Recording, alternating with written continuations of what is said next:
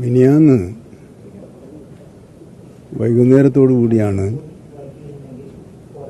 പീരുമേട് പ്രദേശത്ത് ഒരു ആദിവാസി സ്ത്രീ കാട്ടാനയുടെ ആക്രമണത്തിന് വിധേയമായി മരിച്ചതായ വിവരം മാധ്യമങ്ങളിലൂടെ പ്രചരിപ്പിക്കപ്പെട്ടത്.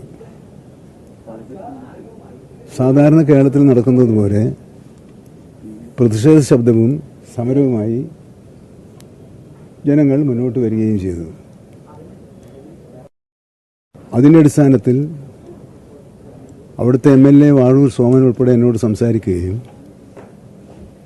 ഇന്നത്തെ നിലയിൽ സർക്കാരിന് ചെയ്യാൻ കഴിയുന്ന എല്ലാ സഹായവും അടിയന്തരമായി ചെയ്യണമെന്ന് നിർദ്ദേശിക്കുകയും ചെയ്തു. പക്ഷേ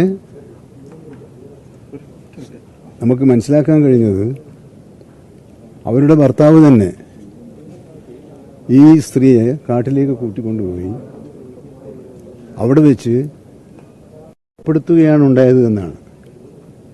എന്നിട്ട് ഭർത്താവ് തന്നെ പോലീസുകാരും ഫോറസ്റ്റും ബന്ധപ്പെട്ടവരോട് ആന ചവിട്ടിയാണ്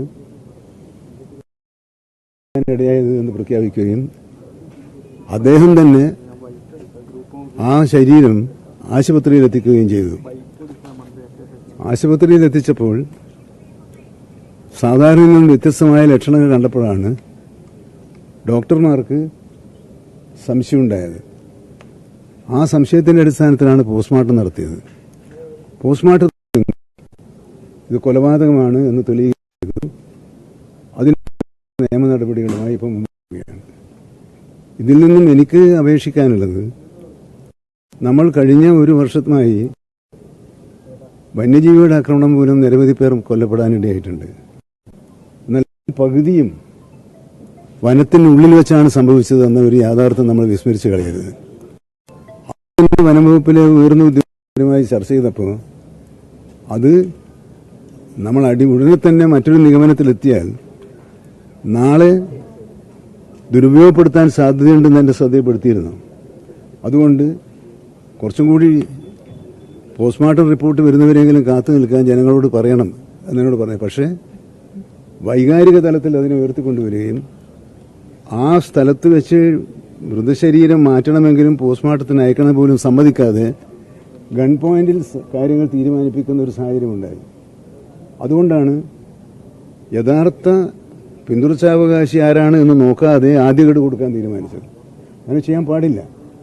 യഥാർത്ഥ പിന്തുടർച്ചാവകാശിയെ തിരയണമെങ്കിൽ മരണകാരണം എന്താണെന്ന് ബോധ്യപ്പെടുത്തി അപേക്ഷ കൊടുത്ത് പിന്തുടർച്ചാവകാശ സർട്ടിഫിക്കറ്റ് അയച്ചാൽ, അതുകൊണ്ട് നമ്മൾ പകുതി ഭാഗം കൊടുക്കണമെന്ന് പറയുന്നത്. ഈ കാര്യത്തിൽ നിന്നും ഞാൻ ആരെയും വിമർശിക്കാനില്ല. ഒരു കാര്യം, ഒരു സന്ദേശം നമുക്ക് കിട്ടുന്നുണ്ട്.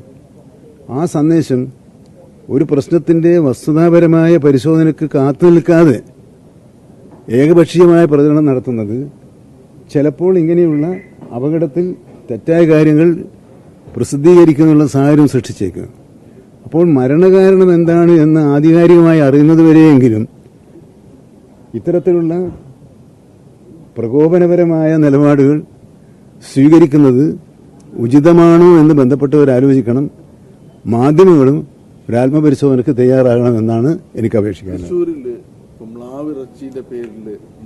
അല്ല, അതൊരു വാർത്ത കേട്ടു. ഇപ്പോൾ ഒരു വിശദമായ പരിശോധന ആവശ്യമുള്ളൊരു കാര്യമാണെന്നാണ് ഇപ്പോൾ തോന്നിയിരിക്കുന്നത്. അതിനുള്ള നടപടികൾ സ്വീകരിക്കുന്നു. അല്ല, അതിനുശേഷം എടുത്തു ചാടി പറയുന്നില്ല. ഇപ്പം ഇത്രയും ഞാൻ പറഞ്ഞു, പിന്നെ വീണ്ടും ഞാൻ എടുത്തു പറയാം. അപ്പോൾ നമ്മൾ പറയുന്നത് ഞാനും ശ്രദ്ധിക്കണ്ടേ? അല്ല, അത് ഞാൻ പറഞ്ഞു. അതുകൊണ്ടാണ് അല്ല, മാറ്റമില്ല. അതാണല്ലോ, അതിനൊരു വിശദമായ പരിശോധനയും അന്വേഷണവും ആവശ്യമാണ്. ആ അന്വേഷണത്തിന് നമുക്ക് കാത്തുക, ക്ഷമിക്കാം. അത്തരം അന്വേഷണത്തിൽ വിശക് പറ്റിയിട്ടുണ്ടെങ്കിൽ, തെറ്റ് പറ്റിയിട്ടുണ്ടെങ്കിൽ, കുറ്റം ചെയ്തിട്ടുണ്ടെങ്കിൽ അപ്പോൾ കുറ്റവാളികൾക്കെതിരെ എന്ത് ചെയ്യുന്നു അപ്പോൾ പറഞ്ഞാൽ പോരെ. എന്തായാലും കുറ്റവാളികളെ സഹായിക്കുന്നൊരു നിലപാട് ഈ കേസിലല്ല, ഏത് കേസിലും കുറ്റവാളികളെ സഹായിക്കുന്നൊരു നിലപാട് വനം വകുപ്പും ഗവൺമെന്റും സ്വീകരിക്കില്ല. അല്ല, അത് വേണ്ട. ഞാനിപ്പം നിങ്ങളോട് പറഞ്ഞല്ലോ, നമ്മളിപ്പോൾ ഒരു നിഗമനത്തിലെത്തണ്ട. അത് പരിശോധനയ്ക്ക് വിധേയമാക്കേണ്ട ഒരു കാര്യമാണ്. കാരണം അത് അങ്ങനെ സംഭവിക്കാൻ പാടില്ല. കൃത്യവിലോപം ഉണ്ടാകാൻ പാടില്ലല്ലോ. അപ്പോൾ കൃത്യവിലോപമാണോ മനഃപൂർവ്വമാണോ എന്തെങ്കിലുമൊക്കെയാണ് എന്ന് നമുക്കറിയാൻ കുറച്ച് സമയമെടുക്കുന്നുണ്ട്. സമയമെടുക്കുന്നത് എന്നതുകൊണ്ട് കുറ്റവാളികളെ ശിക്ഷിക്കാനുള്ള ഒരു അവസരമൊന്നും നഷ്ടപ്പെടുന്നില്ല. അത് കേസിനനുസരിച്ചാണ് ശിക്ഷ വരുന്നത്. അപ്പോൾ അതങ്ങനെ ഉണ്ടാവും. ഇപ്പം ഇതിനു മുമ്പും ഇതേമാതിരി തന്നെ ആന ചവിട്ടി കൊന്നിട്ട് കുറെ കേസുകൾ അല്ലെങ്കിൽ നഷ്ടപരിഹാരം കൊടുത്ത അത്തരം സംഭവങ്ങൾ ഈ പശ്ചാത്തലത്തിൽ അന്വേഷിക്കും. അല്ല, ഞാനിപ്പോൾ അത് സ്ഥിരീകരിക്കാനോ നിഷേധിക്കാനോ ഇല്ല. കാരണം എനിക്കുകൂടി ഉൾക്കൊള്ളുന്നൊരു പാഠമാണ് തന്നിട്ടുള്ളത്. കാരണം നമ്മൾ എടുത്തു ചാടി ഒരു നിഗമനത്തിലെത്തുന്നത് ചിലപ്പോൾ തെറ്റിപ്പോകാനിടയുണ്ട്. അപ്പം നമ്മൾ സാവകാശത്തിൽ കാര്യങ്ങൾ മനസ്സിലാക്കി ശരിയേത് തെറ്റേത് മനസ്സിലാക്കി ശരിയാണെങ്കിൽ ശരിയാണെന്ന് ധൈര്യത്തിൽ പറയാനും തെറ്റാണെങ്കിൽ തെറ്റാണെന്ന് ധൈര്യത്തിൽ പറയാനുമുള്ള ഒരു സമീപനമാണ് മന്ത്രി ഉൾപ്പെടെ എല്ലാവരും സ്വീകരിക്കേണ്ടതെന്നാണ് ഈ സംഭവം നമുക്കെല്ലാം നൽകുന്ന പാഠം എന്നാണ് ഞാൻ പറയുന്നത്. ശരി, താങ്ക് യു.